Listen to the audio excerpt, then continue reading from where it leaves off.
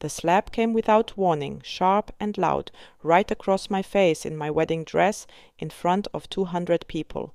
The room fell completely silent, and then his family actually laughed, while his mother clapped slowly, saying that was exactly how her son should handle me. My name is Iris Young, I am 26 years old, and my fiancé had just made the absolute biggest mistake of his entire life. Welcome back to the channel, everyone. Grab a coffee, get comfortable, and take a deep breath, because today's story is one of the most intense, deeply personal experiences I have ever shared. We talk a lot on this channel about the concept of the silent ruin, how to keep your composure, gather your facts, and completely dismantle toxic people without ever stooping to their level of emotional chaos. Today, I am going to walk you through exactly how I applied this framework on what was supposed to be my wedding day. I am going to give you a step-by-step guide on how to handle public humiliation, toxic in-laws, and narcissistic partners, using my own disastrous wedding as the perfect example. Let's start with step 1, which is recognizing the disrespect and refusing to accept it. The ceremony was just about to begin, and I looked over at the seating area only to feel my heart completely sink. My parents were standing against the back wall, still holding their modest wedding gift, because every single chair meant for them had been claimed by my fiancé, Devon's family. I walked right up to his mother and politely asked if some of her family could move so my parents could sit. Do you know what she did? She smirked at me, looked at my parents, and coolly said that they looked poor and should be used to standing. When I told her that was incredibly rude, she just smiled faintly and called it honest, while Devon stood nearby, laughing with his groomsmen. This brings us to step 2 of the silent ruin. When the mask falls off, do not react with emotion, react with absolute stillness. When I confronted Devon about his mother insulting my parents, he told me to stop making a scene. His cousin chuckled, asking if my parents had money or not, and when I told Devon that wasn't the point, he grabbed my arm hard, told me to watch my mouth, and then he slapped me. My parents rushed forward to protect me, but I raised my hand and stopped them. Now, listen to me carefully here, because this is the most crucial part of surviving a toxic attack. My cheeks were burning, but I refused to even touch my face because I would not give them the satisfaction of seeing me break. I looked Devon right in the eyes and calmly told him he had just made the biggest mistake of his life. He laughed and asked if I was going to run home crying. I didn't scream, I didn't cry, and I didn't beg. I just pulled out my phone and made one single call to my brother. Devon smirked and asked if I was calling my daddy, but his smile faded when I told him I was calling my brother, and he should have asked why. That leads us perfectly into step 3, the cold, calculated confrontation. You never argue with a narcissist. You just change the power dynamic so completely that they have no room left to speak. For the next few minutes, the hall buzzed with uneasy whispers. Guests pretended not to stare, and Devon's family kept laughing as if striking a bride was just a joke. Devon arrogantly adjusted his cufflinks and told me I was overreacting, sighing impatiently and asking to move on with the ceremony. I met his gaze calmly and told him there wouldn't be a ceremony. His cousin scoffed, asking what I was going to do about it.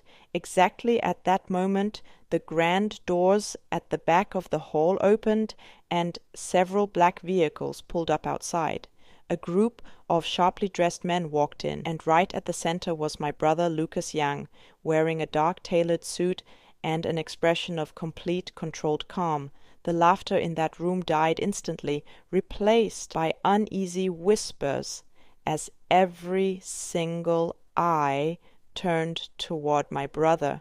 Lucas walked right up to Devon, removed his gloves, and with a stillness that was far more dangerous than rage, asked if he was the man who had struck me. Devon laughed nervously, telling Lucas he didn't belong there. Lucas calmly agreed that he didn't belong there, but added that Devon wouldn't either. This is where step 4 comes into play. Undeniable leverage. When you execute a silent ruin, you hit them with facts and power they cannot fight. Devon's mother stepped up, her smile brittle, snapping that this was a private event. In response, Lucas calmly produced a leather card holder and handed a business card to the wedding coordinator, who immediately drained of color. My brother announced to the dead silent hall that he was the managing partner of Yang Global Holdings and the sole owner of the building they were all standing in. Devon forced a laugh, claiming the venue belonged to his family's company, the Whitmore Group, but Lucas coldly corrected him,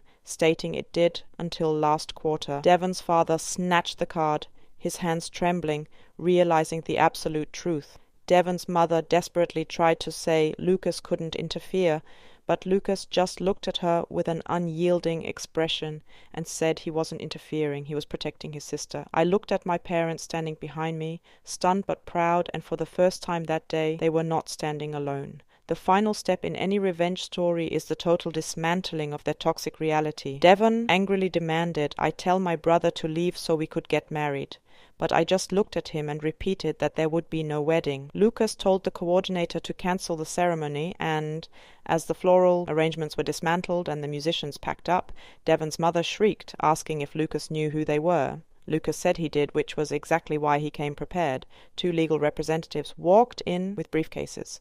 Lucas calmly informed Devon's family that Whitmore Holdings was currently under investigation for financial misconduct, fraudulent reporting, and misuse of investor funds. He handed a sealed envelope to Devon's father, whose face turned completely ashen as he read it. Devon panicked, asking what we did, and Lucas simply replied that their family had ruined itself long before today. Devon's mother shrieked that we had no right, but Lucas shut her down entirely, telling her he had every right because she insulted me, humiliated me, and allowed her son to strike me. Outside, flashing lights began to paint the hall's windows in red and blue as the authorities arrived. Devon turned to me, completely shattered and desperate, begging me to stop this and saying we could fix it. I held his gaze without flinching and asked him what exactly he wanted to fix. The insult to my parents, the humiliation, or the moment he raised his hand against me. He pathetically claimed he lost his temper, and it didn't mean anything. And I told him that was exactly why it meant everything. He begged for another chance, but I told him he had his chance, and he used it to hurt me. I turned my back on him and walked toward the exit with my parents and my brother. Devon yelled out that I would regret this, and I paused at the threshold, looked back one last time, and quietly told him, "No, I will just remember it." I walked out into the cool evening air, leaving the past behind me at the altar where it absolutely belonged. My father smiled with quiet pride, and my mother squeezed my hand, telling me I was brave. But it wasn't about being brave, it was about finally being honest. So remember this framework the next time someone tries to break you down or publicly humiliate you.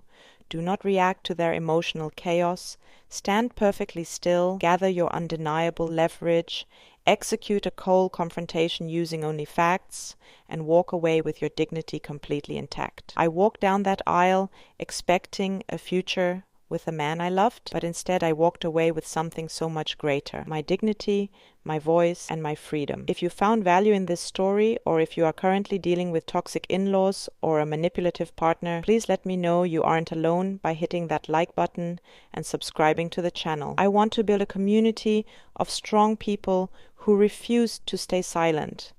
Drop your own stories of walking away from toxic weddings or relationships down in the comments below, because I read every single one of them. Stay strong, keep your receipts, and I will see you all in the next video.